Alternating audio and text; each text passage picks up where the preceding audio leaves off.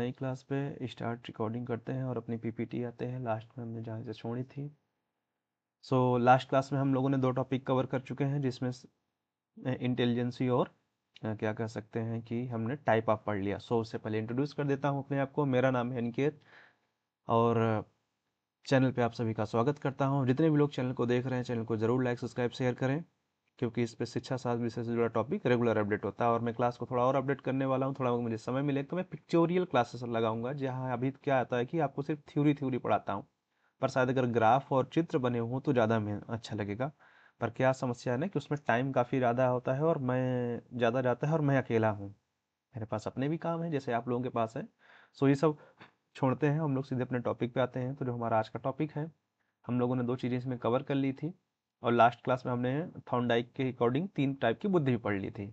अब हम आ जाते हैं कि बुद्धि के निर्धारक तत्व, यानी ऐसी कौन सी चीज़ें होती हैं जो इंटेलिजेंसी को फिक्स करती हैं। ठीक है, तो इस पे बहुत ज़्यादा वाद विवाद चला है, बहुत लड़ाई झगड़ा हुआ, वो मारा मारी वाला नहीं, आर्गुमेंट थ्योरेटिकल विथ एविडेंस। तो इसमें क्या होता है कि बुद्धि को जो निर्धारक तत्व होते हैं, दो चीजें आ जाती हैं। एक आता है एक आता है हमारा, देखो कोई डिस्टर्ब मत करो यार अभी, वंशानुक्रम। ठीक। दूसरा आता है हमारा वातावरण, जिसे हम पर्यावरण भी कह सकते हैं। तो मनोवैज्ञानिकों का जो मानना था कि वंशानुक्रम हेरिडिटी और पर्यावरण या वातावरण इन्वायरमेंट क्या होता है कि इंटरेक्शन का परिणाम होता है इंटेलिजेंस। शुरुआत में ये लाइनें नहीं थी, ये जो यहाँ पे ऊपर आपको मिल रहा है पढ़ने के अकॉर्डिंग टू, जब थ्योरी ये विवाद शुरू हुआ तो मनोवैज्ञानिकों का दो हिस्सा था। एक सीधे कह रहा था कि नहीं, जो इंटेलिजेंसी है पूरी तरह से डिपेंड करती है हेरिडिटी पे, और एक ग्रुप जो कहता था नहीं, डिपेंड करती है वातावरण पे। इसी चीज को हम लोग एक्सप्लेन करेंगे आगे चल के। लेकिन अगर आज के टाइम के अकॉर्डिंग बात करा जाए तो हेरिडिटी और इन्वायरमेंट का जो मिला जुला रूप होता है, अगर हम इसको मिला दें, अरे यहाँ नहीं, सॉरी, ये और ये मिला दे, तब जाके बनती है प्रॉपर इंटेलिजेंसी। ठीक, आगे आते हैं तो हम बात करते हैं सीधे हेरिडिटी पे बात करते हैं। इसके जो मेन कह सकते हैं इसके पक्ष में थे फ्रांसिस गाल्टन थे। इन्होंने सीधे सीधे में कहा कि माता पिता के जो जीन्स होते हैं उन्हीं के द्वारा मानसिक क्षमता डेवलपमेंट होती है, और आईक्यू का एक मेजर कह सकते हो काफी बड़ा भाग क्या होता है कि वो आईक्यू से ही, माता पिता के जीन से ही डिफाइन होता है। यानी उनका मानना था कि माता पिता जितने ज्यादा बुद्धिमान होंगे गार्जियन, बच्चा उतना ज्यादा बुद्धिमान होगा। और इसी पे इन्होंने रिसर्च किए। और एग्जाम्पल के लिए मैंने रखा कि इन्होंने ट्विंस बच्चों पे रिसर्च किया और पाया कि दोनों बच्चों में क्या था कि जो इंटेलिजेंसी थी वो हाई थी। इवन उन्होंने आइडेंटिकल ट्विंस पे भी रिसर्च किया और सेम चीज पाया। अब इस चीज को अगर किसी को भी डिटेल में पढ़ना है, देखो यहाँ पे मैंने 60 में समझाया है, तो इसका प्रॉपर कम से कम 3 से 4 पेज का पीडीएफ बनेगा, तो कमेंट कर देना, वो प्रोवाइड करा दिया जाएगा। लेकिन यहाँ 60 में कहा जाए कि फ्रांसिस गाल्टन हेरिडिटी के पक्ष में थे कि वंशानुक्रम के द्वारा बुद्धि निर्धारित होती है, और मनोवैज्ञानिकों ने माना था कि ऐसे ये पहले आता है 1/2 हिस्सा, फिर ये चला जाता है 1/4, फिर 1/8। और ये पूर्वजों से वंशानुक्रम क्या होता है कि आपकी पीढ़ी दर पीढ़ी, मतलब जो आपके बहुत पूर्वज होंगे, जितना आपको ज्ञात होगा, वहां से भी कुछ हिस्सा जो आ जाता है वो वंशानुक्रम का, ये बस इसी सीक्वेंस में चलता रहता है। 1/8 के बाद आ जाएगा 1/16, फिर 1/32, इसी सीक्वेंस में चलता रहता है। जैसे अगर आपके करंट पेरेंट से आपको जो मिलेगा वो 1/2 मिलेगा या 1/4 कह लीजिए, लेकिन उनके पेरेंट से जो आपको मिलेगा वो इसी सीक्वेंस में घटता चला जाता है।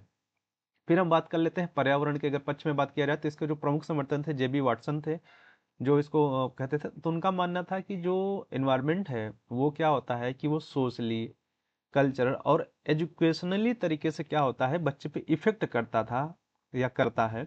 इन्होंने बताया कि अगर पारिवारिक वातावरण, एक बच्चे को इन्होंने जो एक्सपेरिमेंट किए, जिसका एग्जांपल यहाँ पे ये है कि गरीबी और कुपोषण से ग्रस्त बच्चा, एक बच्चा जो गरीब है, खाने पीने को भी ढंग से नहीं मिल रहा है, तो ऑब्वियस सी बात है ना कि उसकी इंटेलेक्चुअल उससे क्या होगी, अफेक्टेड होगी। भाई उसका पूरा दिमाग बस ये लग रहा है खाना कैसे पा जाऊं, जिंदा कैसे रह जाऊं, वो उस लेवल का ग्रोथ ही नहीं कर पाएगा। और यहाँ पे क्या है कि अगर उसका पारिवारिक वातावरण अच्छा हो, विद्यालय का स्तर अच्छा हो, पोषण यानी नर्चर जो मिल रहा है वो अच्छा हो, सोशल सिचुएशंस अच्छी हो, लैंग्वेज और क्या कह सकते हैं कि कल्चरल एक्सपीरियंस अच्छे हों, तो वो बच्चा क्या करेगा, नो डाउट अच्छा होगा। इसी पे क्या होता है कि विवाद होता है। तो इनका जो मानना था, ये पूरी तरह से इन्वायरमेंट के पक्ष में थे। फ्रांसिस गाल्टन साहब पूरी तरह से क्या थे, हेरिडिटी के पक्ष में था। हाँ, ये क्लास थोड़ी लंबी होगी क्योंकि दो कॉन्सेप्ट है, इनको एक एक करके नहीं समझाया जा सकता था क्योंकि ये दोनों का मिला जुला है। और इन्होंने जो निष्कर्ष दिया था, इन्होंने अपने एक्सपेरिमेंट के द्वारा, कि पर्यावरण बुद्धि के विकास को क्या करता है, इफेक्ट करता है, प्रभावित करता है। फिर अब यहाँ जाते हैं वंशानुक्रम वर्सेस हेरिडिटी, सॉरी इन्वायरमेंट या कह सकते हैं, गलत बोल गए। तो शुरुआत समय में क्या गया था कि प्रारंभिक विचार था कि बुद्धि जो होती है पूरी तरह से वंशानुगत होनी होती है, यानी हेरिडिटी के द्वारा होती है, कि यानी जो फिक्स हो गई फिक्स हो गई। अगर आपकी IQ 110 है तो वो 110 ही रहेगी, नहीं बढ़ेगा। और पर्यावरण वाले मानते थे कि नहीं, हमारा है। लेकिन जब करंट सिनेरियो की बात आती है तो एक मनोवैज्ञानिक आते हैं जिनका नाम है जेनसन। इनका आप नाम पढ़ेंगे, बुक में पढ़ेंगे, अगर जब जहाँ पे भी आप एक टॉपिक पढ़िएगा, प्रकृति, पोषण, इसको पढ़ेंगे तो आपको क्लियर हो जाएगा। और आप अगर SP गुप्ता सर की बुक पढ़ रहे हैं तो बहुत इजीली आपको क्लियर हो जाएगा। इसके अलावा अगर आप AK सिंह की बुक पढ़ रहे हैं, ये सारी बुक मैं बता दे रहा हूँ, ये शिक्षा मनोविज्ञान की है, ध्यान देना, शिक्षा मनोविज्ञान के लिए है। और मनोविज्ञान वालों को तो भाई बताने की जरूरत नहीं, आप पहले से इस चीज़ के लिए एक्सपर्ट हैं। लेकिन जो करंट सिनेरियो आया तो उन्होंने क्या किया कि दोनों को, जैसे मैंने भी लास्ट इसके शुरुआत क्लास में ही बताया था कि हेरिडिटी और इन्वायरमेंट, आज जो बुद्धि है हम ये मानते हैं कि हेरिडिटी और इन्वायरमेंट का मिला जुला रूप है, क्योंकि ये रिसर्च से प्रूफ हो चुके हैं कि सिर्फ पर्यावरण नहीं इफेक्ट करता बुद्धि को, और ना ही जीन्स पूरी तरह से जो आपके अपने गार्जियन से मिलते हैं। अगर सही चीज़ें दी जाएं, प्रॉपर दिया जाए, जैसे एक्सपेरिमेंट किया गया था कि दो ग्रुप लिया गया था, दो बच्चों को, ठीक है, एक ही माँ बाप के दो बच्चे थे, एक को क्या किया, हर चीज़ दी गई, हर चीज़, एक को हर चीज़ नहीं दिया गया।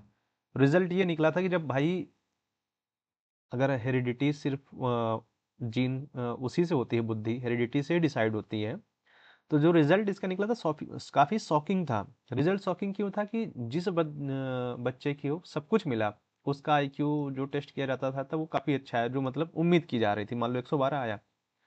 और इस बच्चे की जो सेम गार्जियन का था, इसकी IQ काफ़ी लो आती है, मतलब काफ़ी चेंजेस आ जाती है, कह सकते हो कि गिर जाती है।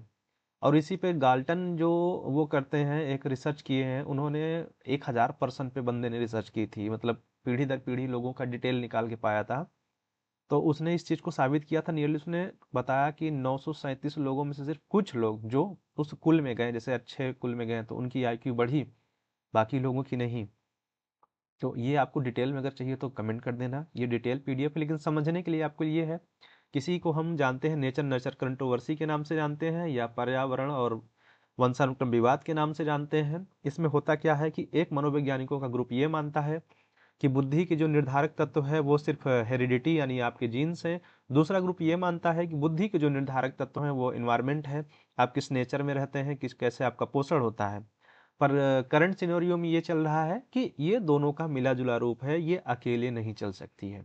सो आज की क्लास यहीं पे हम रैप अप करते हैं, और आप लोगों से मिलेंगे नेक्स्ट क्लास पे। जितने भी लोग इस चीज़ को देख रहे हैं, चैनल को ज़रूर लाइक सब्सक्राइब शेयर करना, कमेंट करना, क्योंकि ये वीडियोस बनाने में, PPT बनाने में देखो यार बहुत टाइम लगता है, सीधे सी बात। एक कोई ऐसा नहीं कि मैं उठा के रख दिया। और आपको PDF भी प्रोवाइड किया जाता है, हर चीज़ मिलेगा, अब दिया भी जा रहा है। तो थोड़ा सा सपोर्ट आप लोग अपना दिखा दीजिए, मेरे चैनल को थोड़ा सा ग्रो करा दीजिए। ज़्यादा नहीं, 10-15 हज़ार सब्सक्राइबर करा दो यार, बहुत है। मुझे भी देखने में अच्छा लगे कि हाँ यार 6,000 सब्सक्राइबर है, 60,000 सब्सक्राइबर है, धीरे धीरे बढ़ता रहे, बस बढ़ता रहे, घटना नहीं चाहिए। सो आप लोगों से मिलते हैं नेक्स्ट क्लास में। आज की क्लास हम यहीं पर रैप अप करते हैं। Thank you.